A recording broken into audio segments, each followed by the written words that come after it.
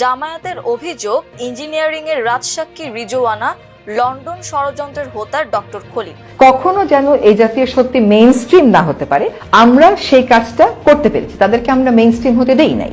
তারা বিরোধী দলে গেলেও আমাদের খেয়াল রাখতে হবে তারা যেন ক্ষমতার মেইন স্ট্রিম হতে না পারে।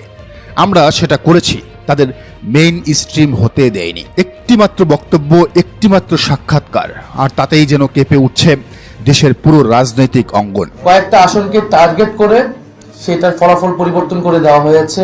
এই নির্বাচনে সুস্পষ্টভাবে ফলাফলে কারচুপি হয়েছে। নির্বাচনে কারচুপি ও নেতাকর্মীদের উপর নির্যাতনের অভিযোগ করেছেন জামায়াতের আমির ডাক্তার শফিকুর রহমান। হুঁশিয়ারি দেন, রাজনৈতিক শিষ্টাচারকে দুর্বলতা ভাবলে ভুল করবে প্রতিপক্ষ।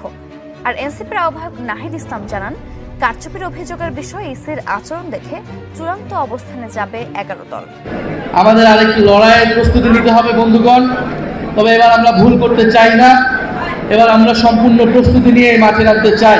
বিরোধী দলের উপনেতা ডাক্তার সৈয়দ আব্দুল্লাহ মোহাম্মদ তাহের এমপি পররাষ্ট্রমন্ত্রী খলিলুর রহমানকে লন্ডন ষড়যন্ত্রের হোতা এবং সাবেক উপদেষ্টা সৈয়দা রিজওয়ানা হাসানকে ইলেকশন ইঞ্জিনিয়ারিং এর রাজসাক্ষী হিসেবে অভিহিত করেছেন। গতকাল বৃহস্পতিবার দুপুরে মগবাজারে জামায়াতের কেন্দ্রীয় কার্যালয়ে সমসাময়িক বিভিন্ন বিষয় নিয়ে আয়োজিত প্রেস ব্রিফিং এ তিনি সাবেক 2 উপদেষ্টার বিরুদ্ধে এসব অভিযোগ তোলেন। দর্শক, বাংলাদেশের নির্বাচন যে কারচুপির মাধ্যমে হয়েছে এবং ইঞ্জিনিয়ারিং মাধ্যমে হয়েছে তার রাজসাক্ষী ইতিমধ্যে বেরিয়ে আসছে।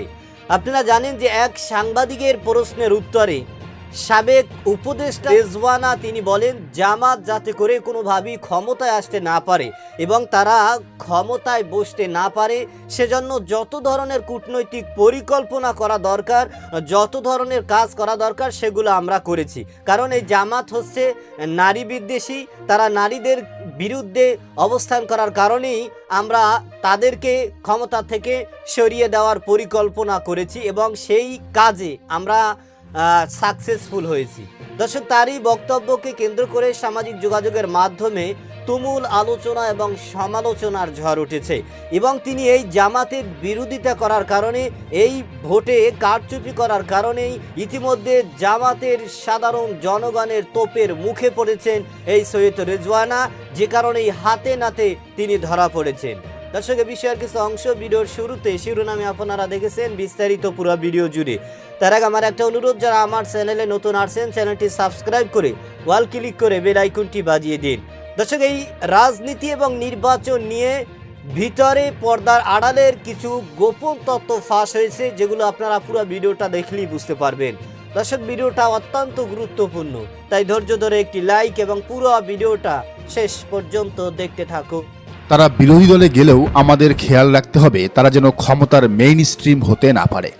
আমরা সেটা করেছি, তাদের মেইন স্ট্রিম হতে দেয়নি। একটিমাত্র বক্তব্য, একটিমাত্র সাক্ষাৎকার, আর তাতেই যেন কেঁপে উঠছে দেশের পুরো রাজনৈতিক অঙ্গন। আপনারা ইতিমধ্যে সোশ্যাল মিডিয়া এবং বিভিন্ন নিউজ পোর্টালে দেখেছেন, অন্তর্বর্তীকালীন সরকারের সাবেক উপদেষ্টা সৈয়দা রিজওয়ানা হাসানের একটি মন্তব্যকে ঘিরে দেশ জুড়ে চলছে তুমুল বিতর্ক। তিনি এমন এক অকপট স্বীকারোক্তি দিয়েছেন যা শুধু নির্বাচনের স্বচ্ছতা নিয়েই প্রশ্ন তুলছে না, বরং অন্তর্বর্তীকালীন সরকারের নিরপেক্ষতার যে শপথ সেটাকেও সরাসরি কাঠগড়ায় দাঁড় করিয়েছে। চ্যানেল ওয়ানের সাংবাদিকের একটি প্রশ্নের জবাবে তিনি যা বলেছেন তা বাংলাদেশের গণতান্ত্রিক ইতিহাসে একটি নজিরবিহীন ঘটনা হিসেবেই লেখা থাকবে হয়তো। প্রশ্ন ছিল, যারা নারীর সমান অধিকার চায় না সেই শক্তির একটা অংশ এখন বিরোধী দলে কিনা।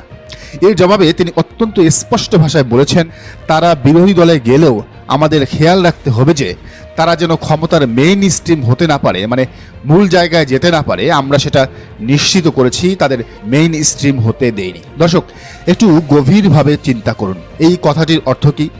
আমরা সেটা করেছি, তাদের মেইন স্ট্রিম হতে দেয়নি। এই আমরা কারা? এই শক্তির মাধ্যমে তিনি কাদের বুঝিয়েছেন?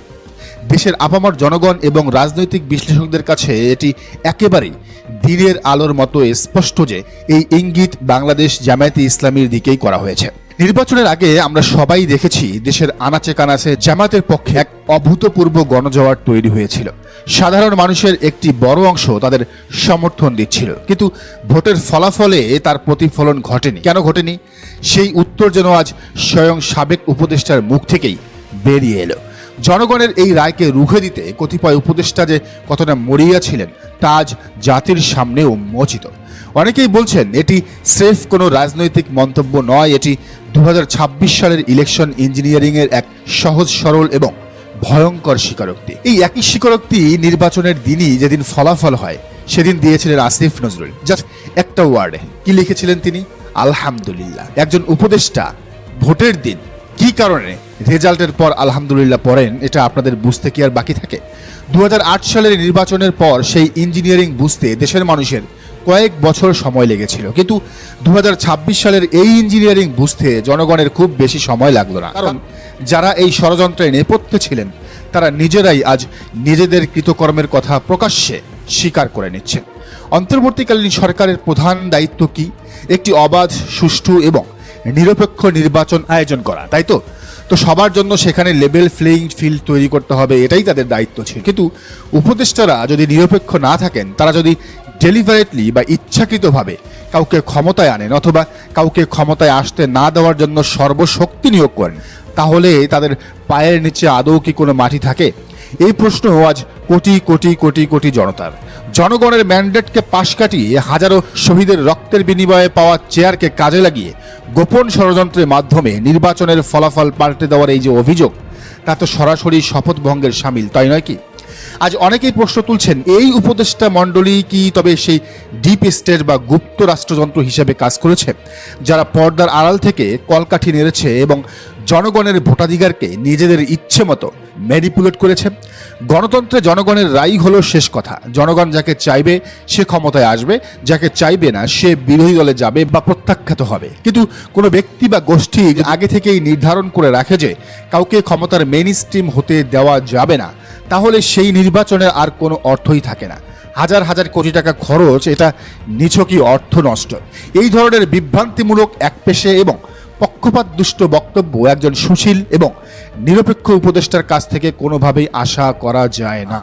দায়িত্ব পালনকালীন সময়ে এ ধরনের পক্ষপাতিত্ব করার দায়ে তিনি অভিশংসনের যোগ্য ছিলেন বলেই অনেক আইনজ্ঞ এবং রাজনৈতিক বিশ্লেষক মনে করেন।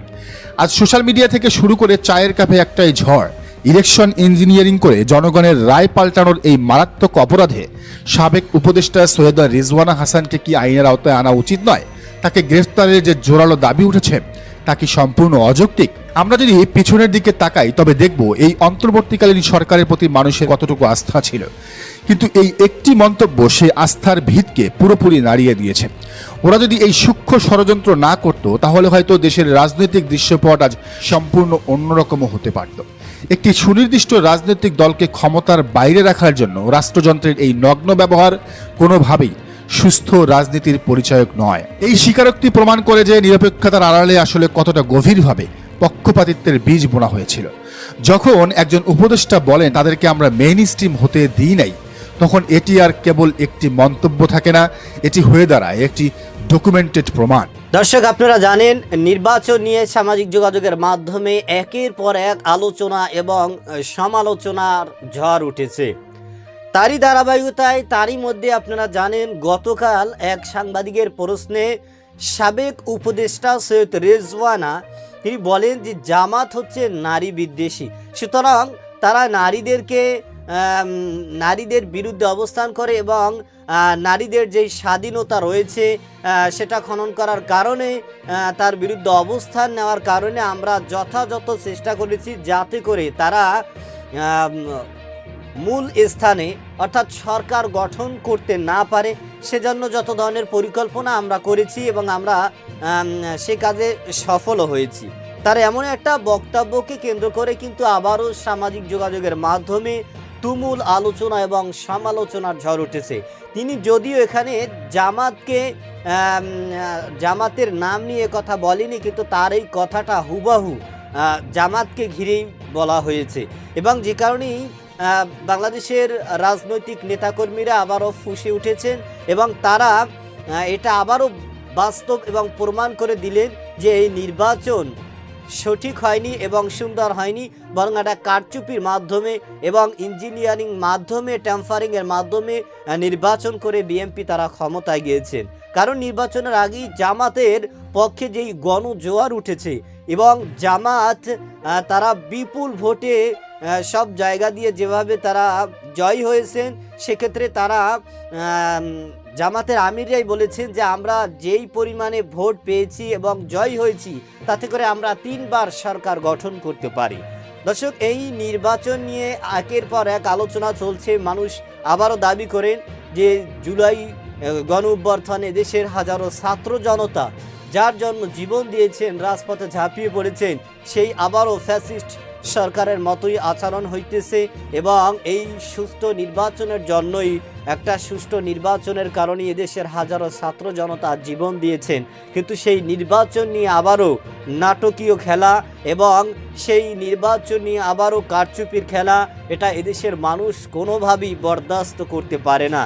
যে কারণেই যে কোনো সময় যে কোনো মুহূর্তে নির্বাচন বাতিল বলে এবং এদেশের সরকার বাতিল বলে গণ্য হতে পারে এবং বাংলাদেশের সর্বস্তরের জনগণের দাবি যে এই নির্বাচন এটা একটা অবৈধ নির্বাচন, কারণ এটা কারচুপির নির্বাচন, ইঞ্জিনিয়ারিং নির্বাচন এবং ট্যাম্পারিংয়ের মাধ্যমে এখানে বিএনপির তাদেরকে ক্ষমতায় বসানো হয়েছে। দর্শক, এর পিছনে মূলত কারা দায়ী এবং কাদের ইন্ধনে এ ধরনের একটা ঘটনা ঘটানো হয়েছে তাও কিন্তু ইতিমধ্যে প্রকাশ পেয়েছে এবং যে কারণেই সমস্ত মানুষ আবারও রাজপথে ঝাঁপিয়ে পড়ার একটা উত্তেজনা, একটা পরিবেশ সৃষ্টি হয়েছে। দর্শক, আপনার কি মতামত সেটা আমাদের কমেন্ট সেকশনে অবশ্যই জানাবেন। আজ এই পর্যন্তই। সুস্থ থাকবেন, ভালো থাকবেন। দেখা হবে আগামী কোনো ভিডিওতে, কথা হবে নতুন কোনো বিষয় নিয়ে। সে পর্যন্ত ভালো থাকবেন। খোদা হাফেজ।